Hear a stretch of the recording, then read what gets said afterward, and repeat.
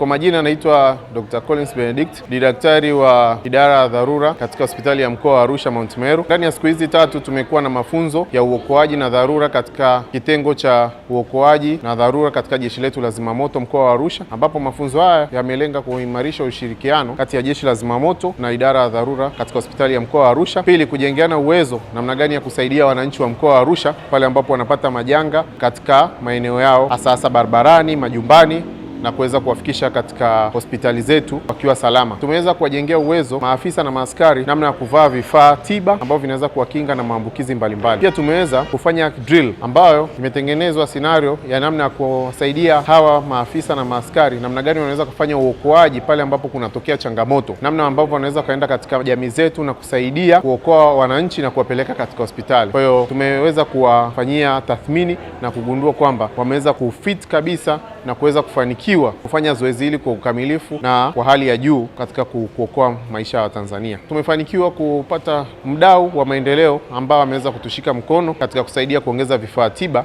katika gari zetu za kuhudumia wagonjwa ili kuweza kusaidia katika masuala ya uokoaji na dharura katika mkoa wa Arusha. Tunashukuru sana kwa wote walioshiriki mafunzo haya kati ya idara ya dharura ya mkoa wa Arusha na jeshi la zimamoto, na tunategemea mafunzo haya yataendelea kuwa endelevu katika kuwafikia wananchi wa mkoa wa Arusha ili wote waweze kupata elimu juu ya dharura na magonjwa ya dharura na namna ya kuokoa maisha ya wananchi.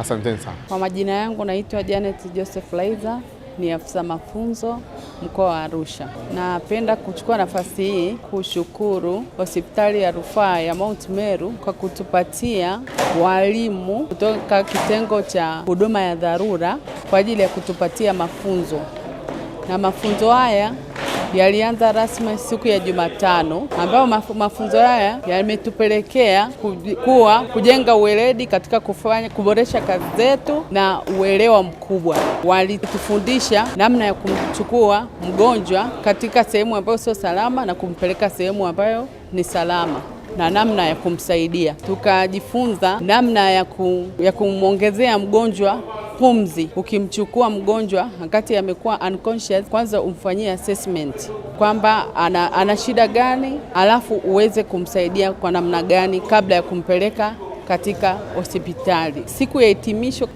tumehitimisha mafunzo haya, tumefanya labeling ya kulebo ambulance yetu na tumefanikiwa kulabeling vifaa ambavyo vilikuwepo katika ambulance na kufanikiwa kumpata mdau wa kutuletea vifaa vingine ambavyo hatukuweza kuwa navyo katika ambulance yetu. Hilo nalo limetufurahisha jeshi la zimamoto na uokoaji kwa kuona umuhimu wetu wa kuwasaidia wananchi pamoja na kutusaidia vifaa hivyo ambavyo havikuwepo katika ambulance. Hivyo nichukue nafasi hii kumshukuru au kuwashukuru madaktari wote waliotokea tengo cha idara ya dharura kwa kutupatia mafunzo haya ambayo yatakwenda kutujengea uweledi na bora katika kufanya kazi ya kutoa huduma ya kwanza kwa wananchi na kwa jamii nzima. Asante.